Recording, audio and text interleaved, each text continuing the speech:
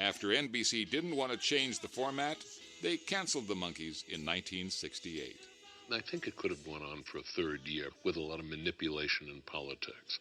But for the most part, it was a 2-year show, and it was over. The Monkees as a band, however, remained intact and went on to record 7 more albums. I'd like the Monkees remembered for exactly what it was.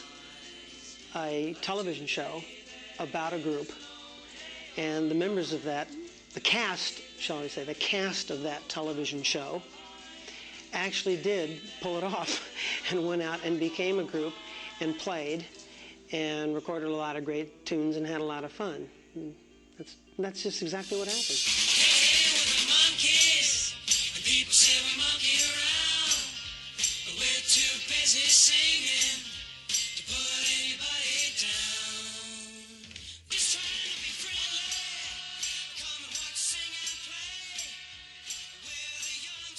And as you recall, Davy Jones died of a heart attack in 2012, 66 years old. But the music of the Monkees lives on with that album we referred to, the album Good Times.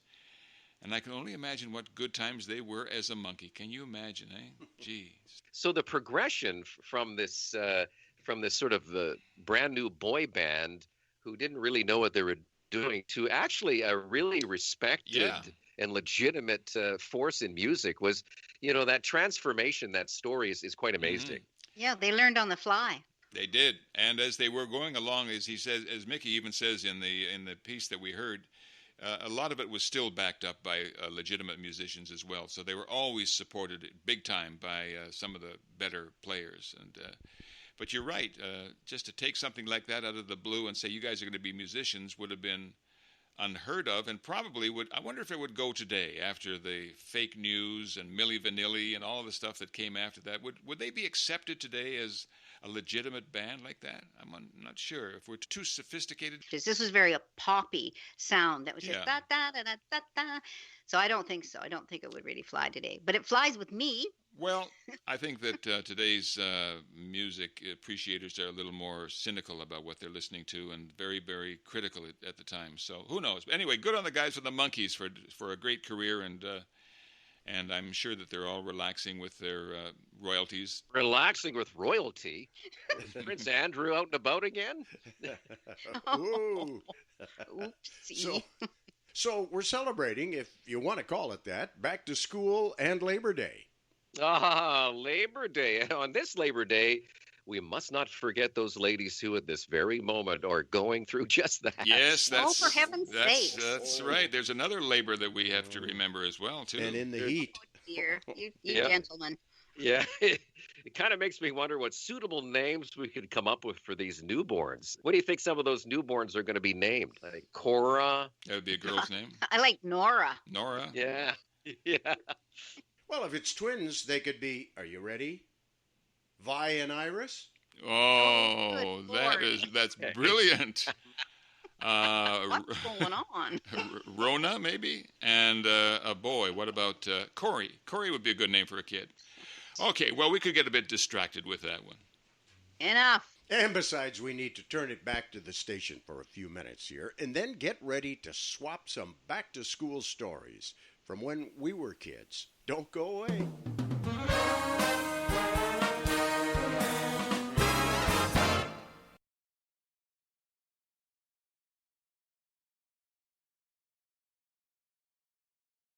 It's the long weekend, and normally kids would be heading back to school after this, but we had to hit the brakes this year because of concerns of how physical distancing and other safety precautions will work. So it's the 10th instead of the 7th, but that doesn't mean we have to wait. Guys, back to school memories and your stories?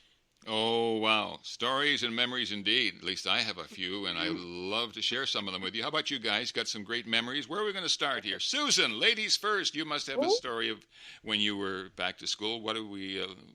Why, thank you. I'll take it.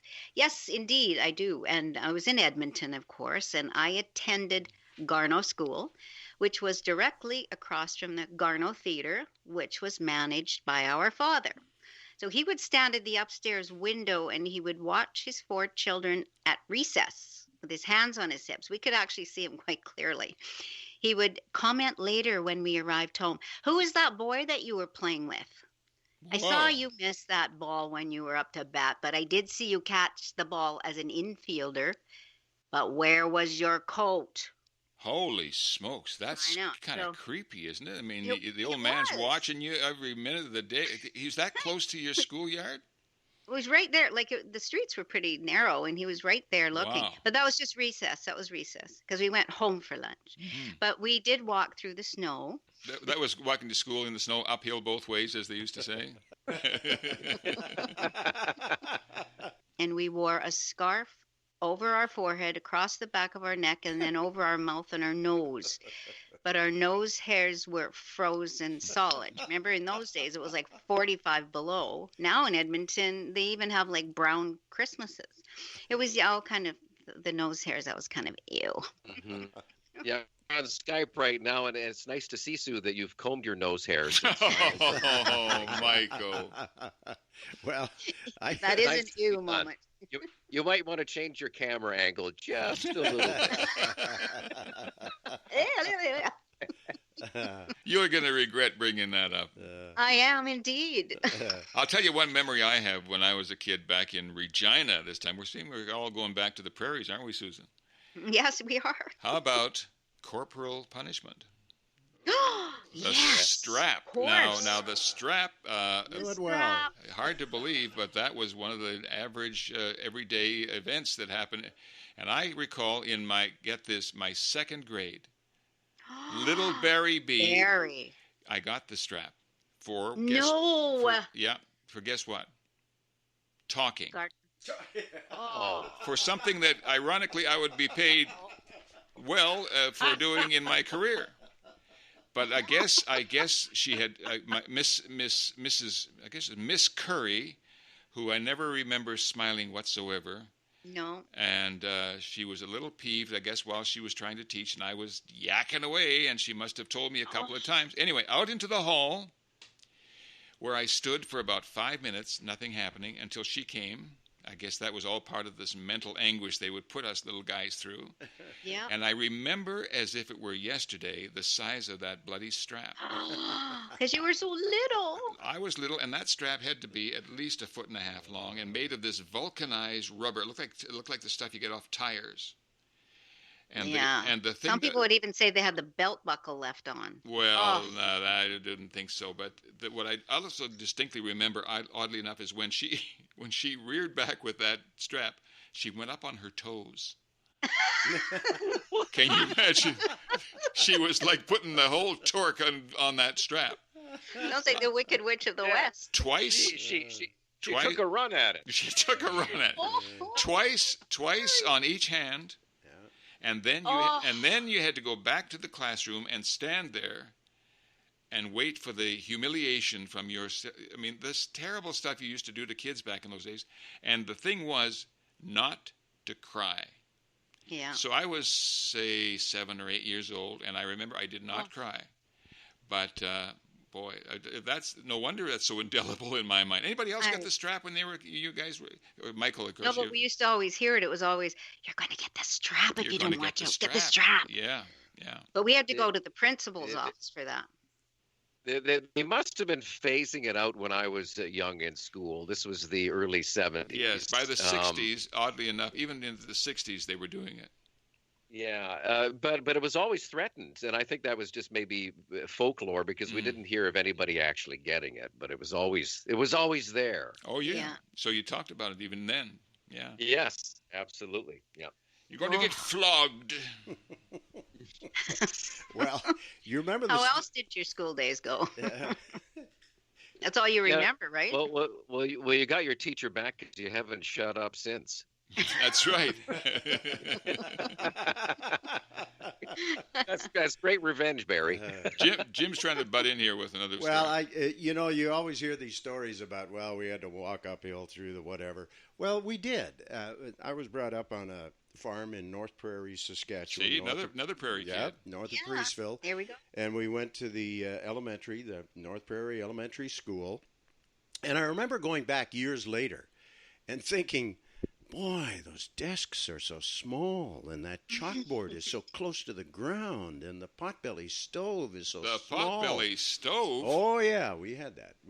Boy, this is one room, 8 grades, and we actually did walk to school through the snow and the forest and all the rest of it. And on a good day, if the horses were out, then we managed to get a ride on a stone boat. What are we talking about? 1800s here? No, this is back it sounds like a Little House on the Prairie. Well, it almost was that. It was a Little House on the Prairie. It was. What's the town you talk about? North of Priestville. Wow. It's north of Yorkton. Way up. That's humbling. Actually, the center of the province, but they call it north. But it was exciting. It was fun. And when you went back, if you've ever went back to, if you've gone to a reunion or, some gathering back at your old school, you look at it, and it's so different in appearance compared to where your brain was at that time and what your view was at that time. And this school room looks so small. The whole place looks so tiny.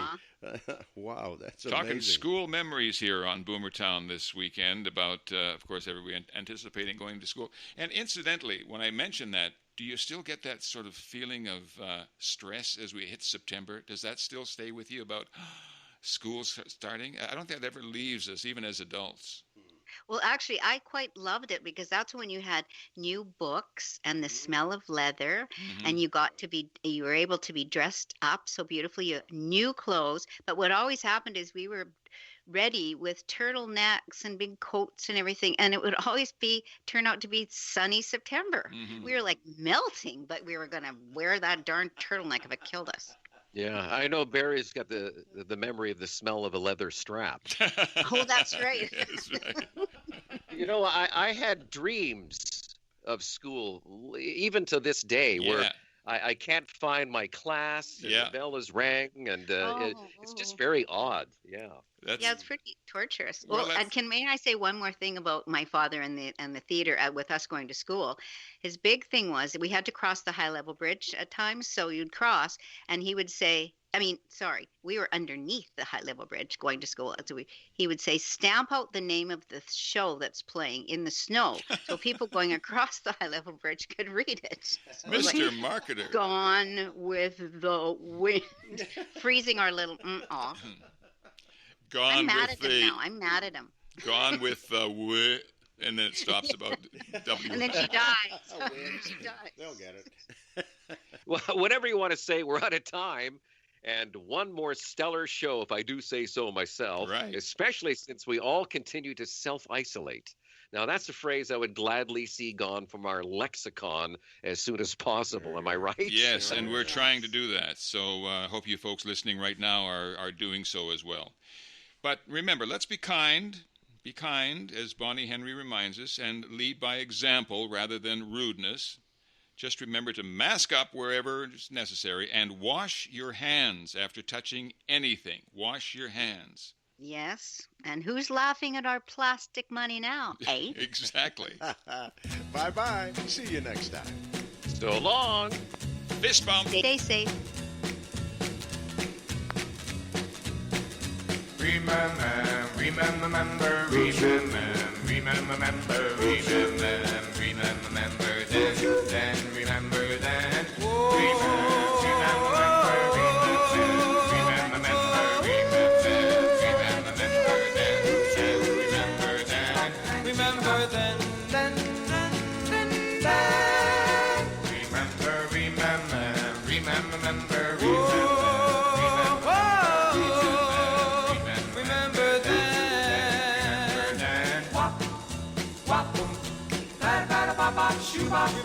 then.